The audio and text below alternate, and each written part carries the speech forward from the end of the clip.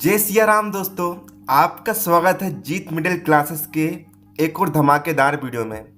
तो लीजिए, आपको जिस वीडियो का बेसब्री से इंतजार था वह वीडियो फाइनली यहाँ पर आ चुका है। जी हाँ दोस्तों, अर्धवार्षिक मूल्यांकन 2024 कक्षा 7वीं विषय हिंदी का यहाँ पर आपके लिए कंप्लीट पेपर और इसका सॉल्यूशन हम इस वीडियो में लेकर आ चुके हैं। यकीन मानिए, यदि आप इसके सभी क्वेश्चंस को तैयार कर लेते हो तो डेफिनेटली आपको इसके बहुत से क्वेश्चंस आपके एग्जाम में देखने को मिलेंगे और आप परीक्षा में टॉपर बनकर आओगे। तो आइए वीडियो को हम बिना किसी देर के शुरू कर लेते हैं।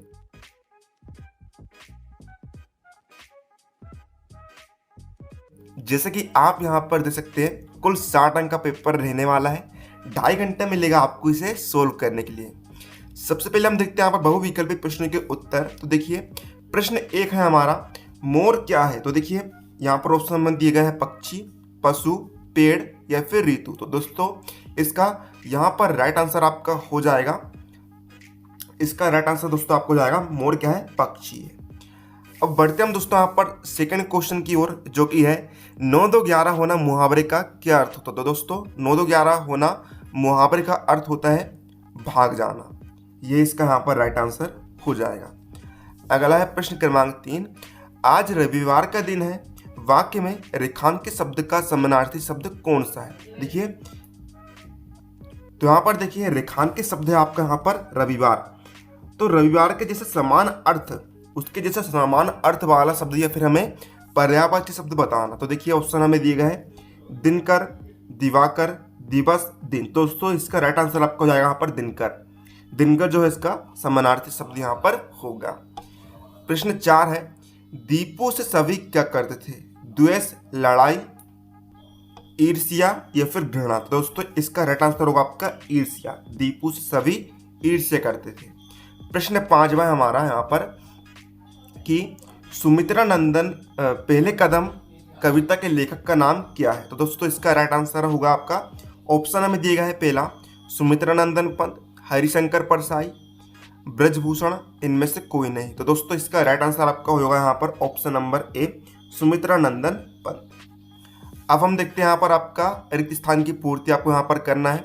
प्रत्येक प्रश्न के लिए 1 अंक निर्धारित है। तो प्रश्न 6 हमारा दिया है, पंख बना रिक्त स्थान मेघ बजे। तो देखिए यहाँ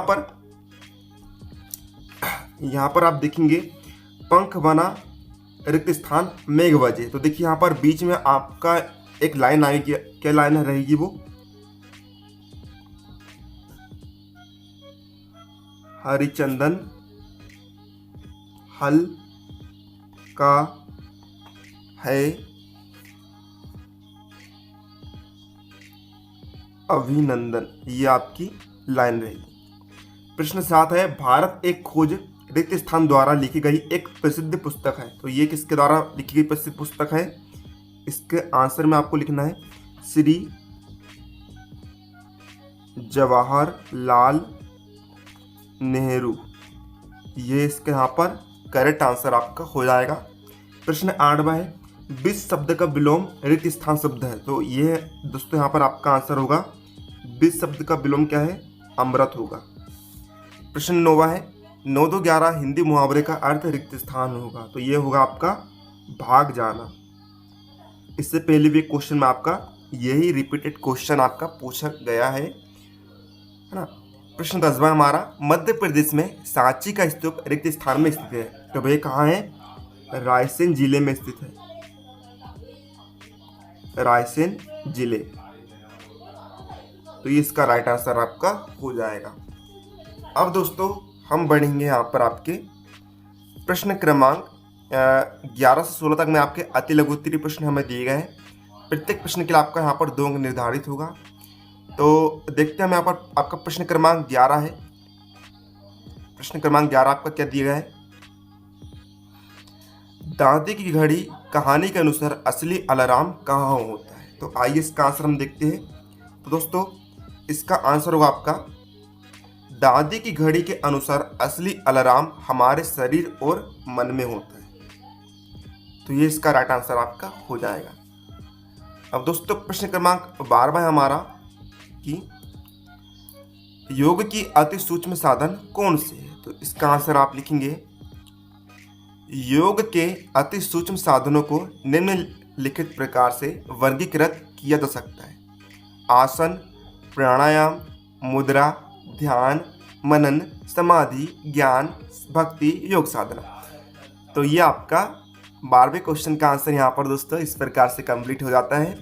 प्रश्न 13वां है, निडर शब्द में कौन सी संज्ञा है? तो देखिए निडर शब्द में भाववाचक संज्ञा है ना। निडर, आपको निडर रहना चाहिए, आपको भय मुक्त रहना चाहिए। यहाँ पर क्या हो रहा है, एक भाव प्रकट हो रहा है कि हमें निडर रहना चाहिए, तो यहाँ पर होगी आपकी भाववाचक संज्ञा। अब दोस्तों यहाँ पर देखेंगे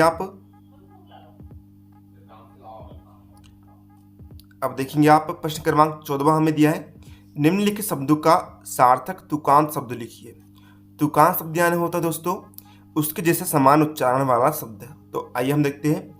पहला आपका दिया है, यहाँ पर पहला आपका दिया है घोर, तो आप इसका लिख सकते हैं अचोर। नाला का लिख सकते हैं खाला। चंदन का लिख सकते हैं वंदन। रीता का लिख सकते हैं पीता। ये सभी क्या है, तुकांत शब्द। यहाँ पे मतलब जो उच्चारण है समान हो रहा है, भला ही इनके अर्थ अलग अलग है, ठीक है, तो इन्हें कहते हैं हम तुकांत शब्द। अब प्रश्न क्रमांक 15 है हमारा, शाम के समय गंगा नदी कैसी दिखाई देती है? तो आइए इसका आंसर हम देखते हैं। तो इसका आंसर में दोस्तों आप लिखेंगे शाम के समय गंगा नदी शांत और अद्भुत दिखती है। तो ये इसका आंसर आपका कंप्लीट। अब दोस्तों देखिए प्रश्न क्रमांक 16 है हमारा कि निम्नलिखित शब्दों का वाक्य में प्रयोग करो। पहला आपको दिया है वीरांगना, दूसरा है पुत्र। तो देखिए वीरांगना में आप लिख सकते हैं वीरांगना लक्ष्मीबाई अंग्रेजों से लड़ते लड़ते शहीद हो गई, ठीक है, इस तरह आप वाक्य में प्रयोग कर सकते हैं। पुत्र का लिख सकते हैं मोहन का पुत्र बड़ा नटखट है, इस तरह आप वाक्य में प्रयोग यहाँ पर कर सकते हैं। अब देखिए प्रश्न क्रमांक 17 से 22 तक में आपके लघुत्तरीय प्रश्न है। प्रत्येक प्रश्न के लिए 3 अंक निर्धारित होंगे। तो पहला आपका है प्रश्न क्रमांक 17 है, नेहरू जी ने अपनी भस्म को गंगा में डालने की इच्छा क्यों व्यक्त की? 18वां है, सज्जनता की पहचान किससे होती है? 19वां है, दीपू की घड़ी की कहानी अपने शब्दों में लिखिए। प्रश्न 20वां है, पढ़ते समय दीपू को कौन कौन परेशान करता था और कैसे? प्रश्न 21 है, कोई 4 रस का नाम लिखिए ना, यहाँ पर आपको 4 रसों का नाम लिखना है। प्रश्न 22वां है, नाक शब्द से प्रारंभ होने वाले कोई 3 मुहावरे लिखिए। अब यहाँ पर देखिए प्रश्न क्रमांक 23 से लेकर 26 तक में आपके दीर्घोत्तरीय प्रश्न है। तो प्रश्न 23वां है, प्रधानाध्यापक को 2 दिन का अवकाश प्रार्थना पत्र लिखिए। प्रश्न 24वां है, महात्मा गांधी के बारे में 10 वाक्य लिखिए। प्रश्न 25वां है, मेरी भावना कविता का मुख्य भाव अपने शब्दों में लिखिए। प्रश्न 26वां है, रंगों का त्योहार होली के विषय में 10 वाक्य लिखिए। तो देखिए दोस्तों हमने आपको यहाँ पर प्रश्न क्रमांक 15 तक के सभी उत्तर दे दिए हैं। प्रश्न क्रमांक 16 से लेकर 26 तक के आंसर आपको इसके पार्ट 2 के वीडियो में दिए जाएंगे। तो दोस्तों पार्ट 2 के वीडियो के लिए यदि आप चैनल पर नए हो तो चैनल को सब्सक्राइब कर लीजिए। तो इस तरह हमने आपका कक्षा 7 विषय हिंदी का अर्धवार्षिक परीक्षा का कंप्लीट पेपर देख लिया है। मिलते हैं आपको अगले किसी नए वीडियो, तब तक के लिए जय हिंद जय भारत।